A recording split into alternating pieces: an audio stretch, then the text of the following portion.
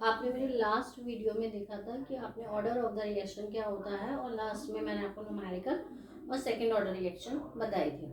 तो यहाँ मैंने समराइज कर दिया है। ये इसलिए मैंने टेबल बनाई है क्योंकि बहुत सारे आपके जो कंपटीशन में पूछे वाले कुछ जाने वाले क्वेश्चंस हैं उस पर बेस्ड रहते हैं।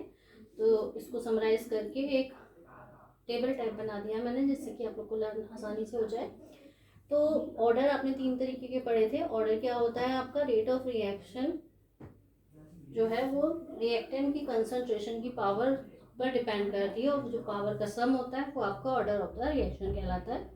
यहाँ ऑर्डर ऑफ आपने पढ़ी थी zero order, first order and second order, जिसमें आपने तीनों के लिए रेट कांस्टेंट के कैलकुलेट किया था,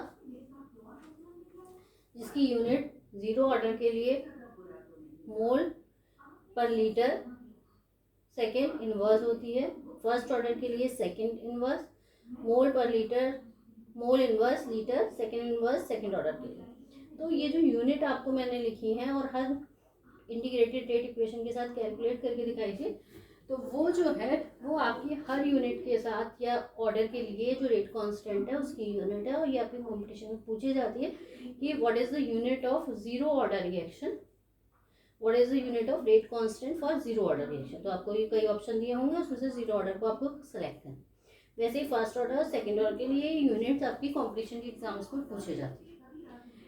उसके बाद आता है हाफ लाइफ। हाफ लाइफ किस पे डिपेंड करती है, किस ऑर्डर के लिए। दैट मीन्स जीरो ऑर्डर के लिए जो हाफ लाइफ है वो डायरेक्टली प्रोपोर्शनल होती है इनिशियल कंसंट्रेशन की, यानी जो रिएक्टेंट की इनिशियल कंसंट्रेशन है उस पर आपकी जीरो ऑर्डर की रिएक्शन में आपकी हाफ लाइफ, यानी हाफ लाइफ वो जो कि आपकी जिस टाइम में रिएक्शन जो है वो आधी रह जाती है, और वो किस पे डिपेंड करेगी, उसकी इनिशियल कंसंट्रेशन पर। लेकिन यही बात अगर हम हाफ लाइफ की करें फर्स्ट ऑर्डर के लिए, आपने जिन्होंने मेरा लास्ट वीडियो नहीं देखा है first order integrated rate equation का, वो देख लें उसे। उसमें आपको हाफ लाइफ के लिए फॉर्मूला दिया गया है 0.693 अपॉन के, यानी वो दोनों चीज़ें कांस्टेंट है। तो दैट मीन्स फर्स्ट ऑर्डर के लिए हाफ लाइफ जो होती है वो इंडिपेंडेंट टू इनिशियल कंसंट्रेशन होती है, और सेकेंड ऑर्डर के लिए inversely proportional to initial concentration. तो ये जो टर्म है, ये तीनों पॉइंट जो है वेरी वेरी इंपॉर्टेंट आपके कंपटीशन के पर्पज से भी। तो इन तीनों पॉइंट्स को आप रिमेंबर रखें कि ये जो पॉइंट्स हैं वो हाफ लाइफ के लिए वेरी इंपॉर्टेंट है, और जो लोग कंपटीशन की तैयारी कर रहे हैं वो उनमें आप देखें क्या कंपटीशन की बुक्स हैं में ये क्वेश्चंस पूछे जाते हैं। ऑर्डर के बाद आपकी टर्म आती है molecularity. What is the molecularity? Molecularity जो है वो आपकी क्या है, जब कोई केमिकल रिएक्शन होती है तो उसमें जो भी एटम्स या आयंस आपके रिएक्ट करते हैं और प्रोडक्ट में चेंज हो जाते हैं, तो एक टाइम पर साइमल्टेनियसली टकराकर या कोलिजन करके या रिएक्ट करके आपके प्रोडक्ट में चेंज हो रहे हैं, तो वो जो नंबर है वो आपका क्या कहलाएगा, molecularity. This is the definition, number of reacting species ion atoms और molecule collide simultaneously and convert into product, तो ये आपकी कहलाएगी molecularity. One by one for example ammonium nitrate का डिसोसिएशन है जिसमें केवल एक मॉलिक्यूल आपका अमोनियम नाइट्रेट का इन्वॉल्व है, तो वो कहलाएगी यूनिमॉलिक्यूलर, जहां मॉलिक्यूलैरिटी आपकी 1 है। यहीं पर आप देखिए सेकेंड एग्जाम्पल में 2HI, HI का मतलब हाइड्रोजन आयन, जिसमें हाइड्रोजन आयोडाइड के दो मॉलिक्यूल आपस में टकराते हैं और हाइड्रोजन और आयोडीन में कन्वर्ट होते हैं। अगर एक ही आप लेंगे तो हाइड्रोजन और आयोडाइड एटम बनेगा जो अनस्टेबल होगा, यानी रिएक्शन जो है वो इनकम्प्लीट रहेगी। तो यहाँ पर दो मॉलिक्यूल्स आपके आपस में टकराने के बाद ही हाइड्रोजन और आयोडाइड में कन्वर्ट होंगे, तो ये कहलाएगी बाई मॉलिकुलर, जिसकी मॉलिक्यूलैरिटी 2। थर्ड एग्जाम्पल है ट्राई मॉलिक्यूलर का, जिसमें नाइट्रो ऑक्साइड और ऑक्सीजन आपस में मिलकर आपके नाइट्रोजन डाइऑक्साइड बना रहे हैं, यहाँ मॉलिक्यूलैरिटी है 3। वन मोर एग्जाम्पल जिसमें हाइड्रोजन और क्लोरीन आपस में, ये दिस इज बाई मॉलिक्यूलर, क्योंकि हाइड्रोजन और क्लोरीन के एक एक एटम आपस में मिलते हैं, दोनों टकराते हैं और 2HCl बना, जबकि इस लास्ट वन का ऑर्डर जो है वो 1 है। तो दैट मीन्स आपकी मॉलिक्यूलैरिटी और ऑर्डर अलग अलग कंसेप्ट है। मॉलिक्यूलैरिटी को आप ऑर्डर से रिलेट ना करें। ऑर्डर जो है वो रिएक्टेंट की कंसंट्रेशन की पावर का सम है, जबकि मॉलिक्यूलैरिटी नंबर ऑफ रिएक्टिंग स्पीशीज। इसका डिफरेंस भी बहुत पूछा जाता है ऑर्डर और मॉलिक्यूलैरिटी का।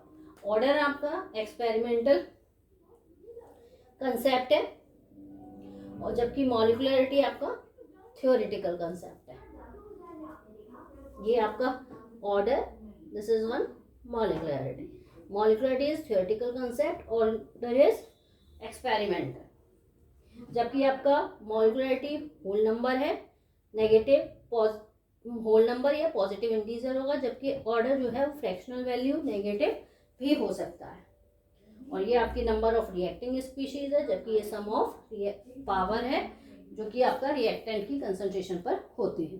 तो यहाँ ऑर्डर और मॉलिक्युलरिटी का डिफरेंशिएशन, साथ में ऑर्डर से रिलेटेड कई क्वेश्चन जो कंपटीशन में पूछे गए वो मैंने आपको बताया। इसके बाद चलते हैं टेम्परेचर डिपेंड। आपको बताया था मैंने लास्ट लेक्चर में कि जो रिएक्शन की रेट है वो टेम्परेचर पर डिपेंड करती है।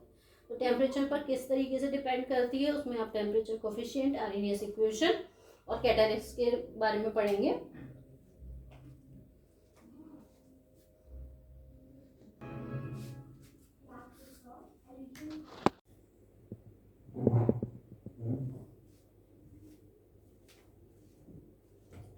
तो आपका यहाँ पर temperature dependence on rate of the reaction, तो किस तरीके से टेम्परेचर पर रेट डिपेंड करती है। तो टेम्परेचर जो है, जैसे जैसे आप टेम्परेचर बढ़ाते हैं नॉर्मली रिएक्शन की रेट बढ़ती जाती है। इसे फर्स्ट ऑब्जर्व किया था डच केमिस्ट J.H. वॉन टॉफ ने, उसके बाद आर्हेनियस ने इससे स्टडी किया जो कि स्वीडिश थे। स्वीडिश दैट मीन स्वीडन के रहने वाले थे, उन्होंने इसको स्टडी किया और ये एक जनरल इक्वेशन निकाली कि जो रिएक्शन का जो रेट है, यानी कि रेट कांस्टेंट है जो आप निकालते हैं रेट, तो वो जो है वो आपका फ्रीक्वेंसी फैक्टर, यानी कि जिस रेट से जो मॉलिक्यूल्स हैं आपस में टकराते हैं, उनकी मॉलिक्यूल्स जो हैं वो कितने रिएक्ट कर रहे हैं, जो फ्रीक्वेंसी होती है उस पर डिपेंड करता है। तो उसे आप कहते हैं फ्रीक्वेंसी फैक्टर, जिन्होंने आर्हेनियस को ए से रिप्रेजेंट किया है यहाँ इस इक्वेशन में। और ये एक जनरल ए आपकी एक्टिवेशन एनर्जी है, वो एनर्जी जो कि मिनिमम रिक्वायर्ड होती है टू कन्वर्ट द प्रोडक्ट, यानी कि रिएक्टेंट की अपनी एक एनर्जी होती है, उसके ऊपर वो जो भी एनर्जी उन्हें रिक्वायर्ड होती है जो प्रोडक्ट में बदलने के लिए, वो आपकी एक्टिवेशन एनर्जी कहलाती है। टी टेम्परेचर है, आर रेट गैस कांस्टेंट है और के आपका रेट कांस्टेंट है। तो यहाँ पर the energy required to form activated complex to change into the product is called activation energy. बहुत इंपॉर्टेंट है, बहुत इंपॉर्टेंट डेफिनेशन है, ये आपसे बहुत पूछी जाती है एग्जाम्स में। तो यहाँ एक्टिवेशन एनर्जी जो है वो क्या है कि वो मिनिमम एनर्जी है जो रिएक्टेंट को रिक्वायर होती है एक्टिवेटेड कॉम्प्लेक्स बनाने के लिए, उसके बाद वो एक एनर्जी बैरियर को क्रॉस करके प्रोडक्ट में चेंज हो जाता है। रिएक्शन आपकी टेम्परेचर के बेस पे दो तरीके की होती है, एक एक्सोथर्मिक और एक एंडोथर्मिक। एक्सोथर्मिक वो होती है जो जिनमें रिएक्टेंट की एनर्जी जो होती है वो प्रोडक्ट से ज़्यादा होती है, तो प्रोडक्ट की एनर्जी कम होती है और मतलब आपका जब प्रोडक्ट बन जाता है after the formation of product, तो एनर्जी रिलीज हो जाती है in the form of heat. तो यहाँ हमने एंडोथर्मिक और एक्सोथर्मिक दोनों दिखाए हैं। मान लीजिए ये आपका वाई एक्सिस पर एनर्जी को रिप्रेजेंट किया है, टी टाइम जैसे जैसे रिएक्शन की रेट ये आपकी यहाँ बढ़ रही है, टाइम के साथ रिएक्टेंट प्रोडक्ट में चेंज हो रहे हैं। तो यहाँ रिएक्टेंट की एनर्जी जो है वो प्रोडक्ट से कम है, यानी कि रिएक्टेंट एनर्जी को क्या करेगा, गेन करेगा, और एक पर्टिकुलर पॉइंट जिसे आप एनर्जी बैरियर कहते हैं, और ये एनर्जी जो उसने रिक्वायर की वो एक्टिवेशन एनर्जी, उसके बाद वो प्रोडक्ट में चेंज हो गया, जहाँ उसने अपनी एनर्जी क्योंकि उसकी ज़्यादा थी तो उसने कुछ एनर्जी एब्जॉर्ब की, वो कहलाती है एंडोथर्मिक रिएक्शन। और यहीं पर अगर आपके रिएक्टेंट की एनर्जी ज़्यादा है और प्रोडक्ट की एनर्जी कम है, रिएक्टेंट ने एनर्जी गेन की एक्टिवेशन एनर्जी, उसके बाद प्रोडक्ट में चेंज हुआ, तो यहाँ पे ये जो एनर्जी लॉस है वो आपका in the form of heat exothermic reaction में निकल जाता है। अब यहाँ पर ये जो फैक्टर है इस बेस से हम इसे सॉल्व करें, तो यहाँ पर दो टेम्परेचर, क्योंकि टेम्परेचर डिपेंडेंसी दिखा रहा है, तो पर्टिकुलर दो टेम्परेचर पर आप रेट कांस्टेंट को कैलकुलेट कर सकते हैं इस रिएक्शन की मदद से। जैसे आपको ये रिएक्शन उसको सॉल्व करेंगे आप, तो लॉगरिथम ले लीजिए, तो लॉगरिथम के इसको लेंगे तो आपका माइनस EA/RT जो पावर है वो आगे आ जाएगी, प्लस लॉग कांस्टेंट जो आपका एक नंबर होता है, कांस्टेंट है log a, यहाँ ये कांस्टेंट है। इन दोनों के लिए अगर हम T1 और T2 टेम्परेचर पर, यानी एक टेम्परेचर T1 है, एक टेम्परेचर T2 है, दोनों पे हमने इस इक्वेशन की मदद से रेट कांस्टेंट कैलकुलेट किया, K1 और K2। सॉल्व कर लीजिए इसे। तो K2 माइनस K1 अगर आप करेंगे तो आपकी जो रिएक्शन सॉल्व होकर आएगी EA/R minus 1/T2 minus 1/T1। T1 के साथ माइनस लगा हुआ है, उसके बाद सॉल्व किया तो T1 पॉजिटिव वैल्यू और T2 नेगेटिव वैल्यू। यहाँ सॉल्व कर लेंगे, लॉग बेस 10 करेंगे, 2.303 से मल्टीप्लाई करते हैं, मल्टीप्लाई 10 यहाँ पर होगी, वो नीचे आके हमने इसे क्रॉस मल्टीप्लिकेशन कर लिया। तो ये इक्वेशन जो आती है आपकी लास्ट वन, बहुत इंपॉर्टेंट है आपके न्यूमेरिकल के लिए। आप बहुत जगह देखेंगे, ये न्यूमेरिकल में बहुत यूज होगी।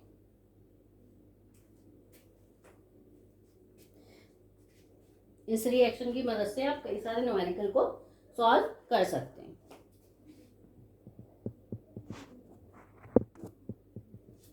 अब यहीं पर हम आपको बताते हैं टेम्परेचर कोफिशिएंट के बारे में। जैसे आपने रेट कांस्टेंट जो है वो दो पर्टिकुलर टेम्परेचर पर कैलकुलेट कर लिया, तो नॉर्मली जो रेट कांस्टेंट होता है वो अगर 10 डिग्री के डिफरेंस पर आप कैलकुलेट कर रहे हैं तो वो अगर रेट ऑफ रिएक्शन जो होती है वो 10 डिग्री सेंटीग्रेड अगर आप टेम्परेचर बढ़ाते हैं तो लगभग दुगनी हो जाती है। तो टेम्परेचर कोफिशिएंट एक एक्सप्रेशन है to show the increase in rate of reaction with rise in temperature, यानी टेम्परेचर को राइज करने पर रिएक्शन की रेट पे क्या डिफरेंस होता है उसको शो करने का एक एक्सप्रेशन है टेम्परेचर कोफिशिएंट। इसे आप इट इज डिफाइंड एज, कैसे डिफाइन कर सकते हैं, दो डिफरेंट टेम्परेचर पर आप रेट कांस्टेंट का जो रेशियो है वो आपका टेम्परेचर कोफिशिएंट कहलाता है। तो it is defined as the ratio of the rate constant of the reaction at two different temperature separate by 10 degree.